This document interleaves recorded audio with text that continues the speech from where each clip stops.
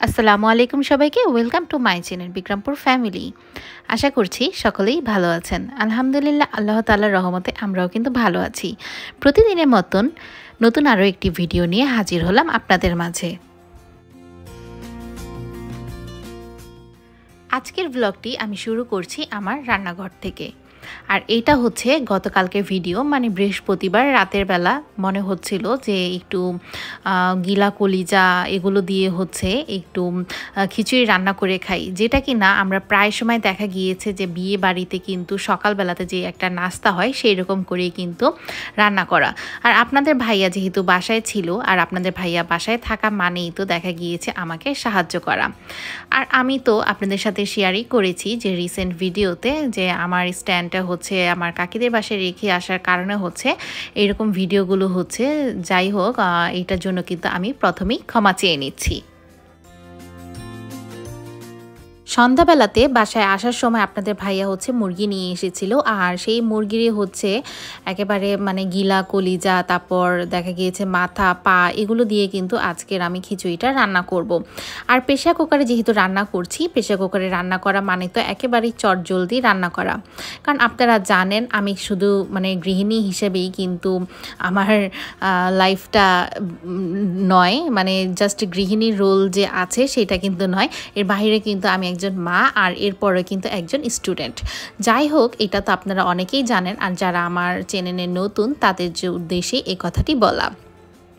আর প্রথমে কিন্তু আমি যে গিলা কলিজাগুলো ভালো করে কষিয়ে তারপর কিন্তু 2 শীষ দিয়ে নিয়েছিলাম, মানে রান্না করে নিয়েছিলাম প্রায়। এরপর হচ্ছে চাল, মুগের ডাল আর মসুর ডাল দিয়ে কিন্তু আমি ধুয়ে তারপর আবার এইটাকেও কষিয়ে নিয়েছি। আর আপনাদের ভাই আর আমি মিলেই কিন্তু কাজটা করছিলাম, কারণ একজন হচ্ছে মোবাইল ধরেছিলাম আর আরেকজন হচ্ছে মানে নাড়াচাড়া বা রান্না ওইটাই কিন্তু করছিলাম। যাই হোক, এখন কিন্তু আমি মানে কষানোর পরে কিন্তু পর্যাপ্ত পরিমাণে পানি দিয়ে দিব। আর আপনাদের দেখিয়ে দিব কতটুক পানি দিলে হয়তোবা দেখা গিয়েছে যে এই তো প্রেসার কুকারে কিন্তু একেবারে ঝরঝরা একটা বৌয়া বা পারফেক্ট একটা বৌয়া আপনারা খেতে পারবেন। আমি আমার ভাষায় বৌয়া বলছি, আপনারা মানে এটাকে অনেকেই হচ্ছে খিচুড়ি বলে থাকে। যাই হোক, আমি কিন্তু এই যে পানি দেওয়ার পরে কিন্তু দেখলাম যে এইটুকু পানি আসলে আরেকটু পানি দিয়ে দিলাম, কারণ এটার মধ্যে কিন্তু গিলা কলিজা ছিল, ডাল ছিল, তাই আমি কিন্তু এরকম 2 করের মতন কিন্তু পানি দিয়ে দিলাম। এতে করে হয় কি, দেখা গিয়েছে 3 শীষ দেওয়ার ফলে কিন্তু একেবারেই বোয়াটা ঝরঝরে হয়ে যাবে। রান্না করতে করতে আমাদের চলে এসে পড়লো সামান্য পরিমাণে খাবার। আর এই ভুঁড়ি মানে গরুর ভুঁড়ি, অবশ্যই এই ভুঁড়িটা দিয়েছিল হচ্ছে আমার বোন, মানে 4তলা থেকে পাঠিয়েছিল। আর কিছুটা পরিমাণে হচ্ছে তরকারিও ছিল, মানে যেটা আম্মু হচ্ছে দিয়ে গিয়েছিল। যাই হোক, ভুঁড়ি দেখে মনে হলো যে একটু মুড়ি দিয়ে খাই, কারণ শীতের দিনে কিন্তু যে কোনো খাবারই মুড়ি দিয়ে খুবই ভালো লাগে।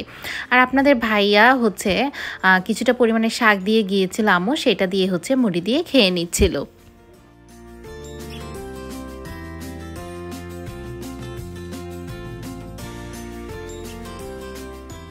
শীতের দিনে এইরকম মুড়ি কিংবা গরুর ভুঁড়ি দিয়ে মুড়ি খেতে কার কার পছন্দ তা অবশ্যই কিন্তু কমেন্ট করে জানাতে ভুলবেন না। প্রেসার কুকারে রান্না করলে কিন্তু শীষ আসতে তেমন একটা দেরি লাগে না।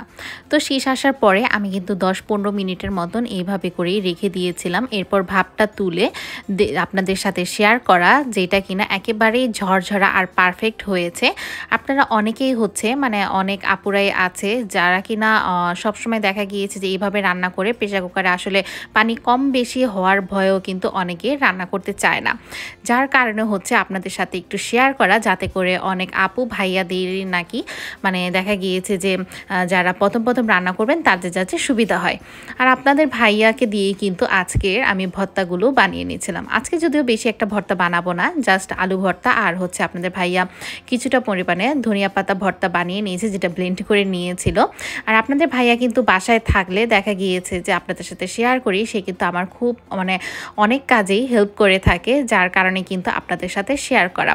আর আপনারাও কিন্তু অনেকেই পছন্দ করে থাকেন, দেখা গিয়েছে অনেক আপুদের সাথেও কিন্তু এইটা মিলে যায়। আর সাথে কিন্তু আমি সালাদ কেটে নিয়েছিলাম, আর এই ধনিয়া পাতা ভর্তাটা হচ্ছে ব্লেন্ডারে বানানোর কারণে হয়তোবা এইরকম কালার দেখাচ্ছিল। ভিডিওর এই পর্যায়ে এসেও যারা একটি লাইক দিতে ভুলে গিয়েছেন তারা অবশ্যই একটি লাইক দিয়ে ভিডিওটি কন্টিনিউ করবেন। আর যারা এই কাজটি করেছেন তাদের জানাই অসংখ্য ধন্যবাদ। প্রতিদিন তো দেখা গিয়েছে আমি আফরা বাবা দুইজনই মিলেই হচ্ছে আমাদের মানে ডাইনিং টেবিলে বসেই খাবারটা খেয়ে থাকি, কিন্তু আজকে আমাদের সাথে কিন্তু সংযুক্ত হয়েছে আমাদের কায়নাত। কারণ কায়নাতকে তো প্রায় সময় দেখা গিয়েছে যে আমাদের বাসায় সন্ধ্যা হলেই আসে। আয়াত হচ্ছে ও নানু বাড়ি বেড়াতে গিয়েছে, যাই হোক ও বাসায় নেই, সেই জন্য কায়নাত ছিল, প্লাস আমার ছোট ভাইও ছিল, মানে ও আসবে এখন পর্যন্ত আসেনি। তো আমরা বললাম যে খাবারটা শুরু করে দিই, কারণ গরম গরম বোয়া কিন্তু এমনিতেও অনেকটাই ভালো লাগে। আর বোয়াটা দেখতেই পারছেন এতটা ঝরঝরা হয়েছিল আমার কাছে না। বিয়ে বাড়ির এইরকম মানে গিলা কলিজা যখন দিয়ে একটা বোয়া রান্না করা হয়, মানে আমরা তো দেখেছি বউয়াই বলি, মানে খিচুড়িটা যখন রান্না করা হয় তখন কিন্তু বাবুর্চির হাতের খিচুড়িটা কিন্তু অনেক ভালো লাগে। যাই হোক আমাদের বিয়েতে এই খাবারটা মিস করেছি, যেহেতু রাতের বেলা ছিল সেই জন্য সকালবেলা হচ্ছে আমাদের সম্পূর্ণটা বাবুর্চি রান্না করেনি, মানে আমাদের বাসায় রান্না করা হয়েছিল, সেই কারণে এটা কিন্তু মিস করা। যাই হোক মিস করা থেকে কিন্তু আমি আজকে রান্না করে খেয়ে নিলাম। আর সালাদ, তারপর 2 পদের ভর্তা ছিল, এগুলো দিয়ে খেতে মাশাআল্লাহ খুবই ভালো লাগছিল।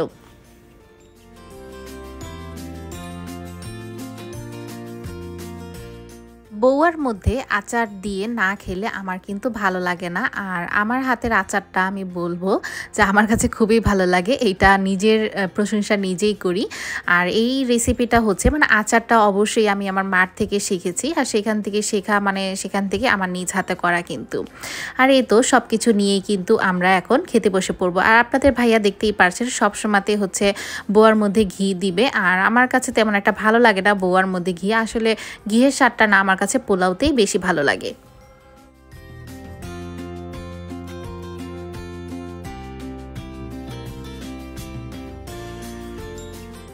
বৃহস্পতিবার রাতের খাবার দাবার তো হলোই, এরপর হচ্ছে এটা শুক্রবার মানে আজকের দিনে দুপুরে হচ্ছে চাচ্ছিলাম যে একটু শর্টকাট ওয়েতে কিভাবে রান্না করা যায়। আর মুরগির মাংস চাইতে শর্টকাট তো আর কিছুই নেই, কারণ আজকে মুরগির মাংস আর ডাল ভাত এই কিন্তু আজকে দুপুরে রান্না করার জন্য আমি প্রস্তুত করে নিয়েছি। যদি আমি সব কিছু প্রস্তুতি নিয়েই তারপর হচ্ছে রান্নাটা করি। আর আজকে মানে আমি যেটা আমার ভিডিওতে শুরুতেই বলেছি, যেহেতু স্ট্যান্ডের কারণে মানে ভিডিওগুলো এক হাতে করা সম্ভব হচ্ছিল না, তাই হচ্ছে মানে দুইজন মিলেই কিন্তু আজকের ভিডিওটা করে নিচ্ছিলাম। কারণ আজকে যেহেতু শুক্রবার ছিল, আপনাদের ভাইয়া তো শুক্রবার দেখা গিয়েছে যে জুম্মার দিন একটু তাড়াতাড়ি করেই বাসায় আসে।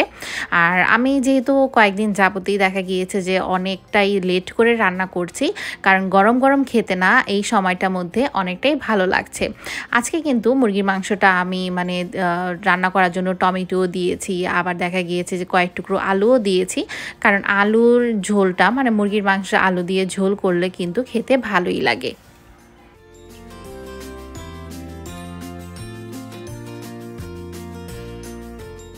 মোটামুটি সকলেই কিন্তু মুরগির মাংস রান্না করতে পারে, যে কিনা কোনো কিছুই রান্না করতে পারে না সেও কিন্তু মুরগির মাংসটা রান্না করতে পারে। সেই জন্য কিন্তু আপনাদের সাথে আর ডিটেলসে শেয়ার করলাম না যে মুরগির মাংসটা আসলে আমি কিভাবে রান্না করছি। আর আজকে কিন্তু মুরগির মাংসের মধ্যে টমেটো দেওয়ার কারণ হচ্ছে টমেটো দিলে না মানে এই সিজনটার মধ্যে টমেটোগুলো গলে যায় আর কালারটাও কিন্তু অনেকটাই সুন্দর আসে, সেই জন্যই কিন্তু আজকে মুরগির মাংসের মধ্যে টমেটো দেওয়া। আর এই তো পর্যাপ্ত পরিমাণে পানি দিয়ে দিলাম, একেবারে শেষে হচ্ছে ছাক বাটা দিয়ে তারপর তরকারিটা নামিয়ে নিব।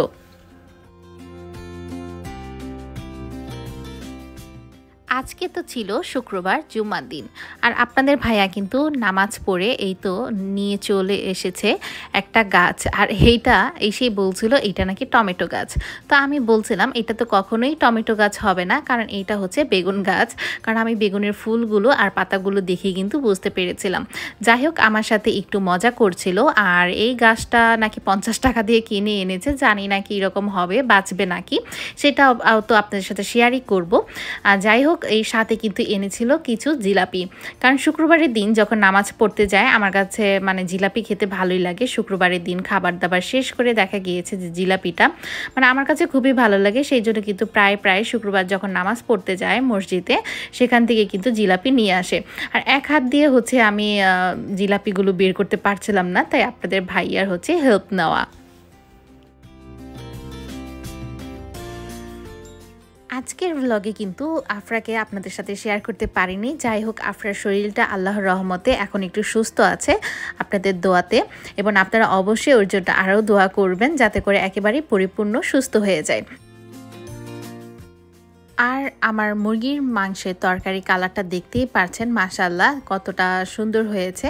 মানে টমেটো দেওয়ার কারণে কিন্তু কালারটা আরও সুন্দর হয়েছে। আর সাথে তো ছিল পাতলা ডাল, মানে এটাও কিন্তু টমেটো দিয়েই রান্না করেছিলাম।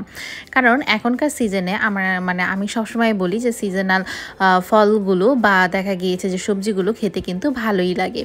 যাই হোক, এই খাবারের মধ্য দিয়েই শেষ করছি আজকের ব্লগটি আপনাদের কেমন লাগে থাকলো তা কিন্তু অবশ্যই কমেন্ট করে জানাতে ভুলবেন না। ভিডিওতে একটি লাইক দিবেন আর চ্যানেলটিকে সাবস্ক্রাইব করে পাশেই থাকবেন। এ পর্যন্ত সকলেই ভালো থাকবেন, আমাদের জন্য দোয়া করবেন। আল্লাহ হাফেজ, আসসালামু আলাইকুম সবাইকে।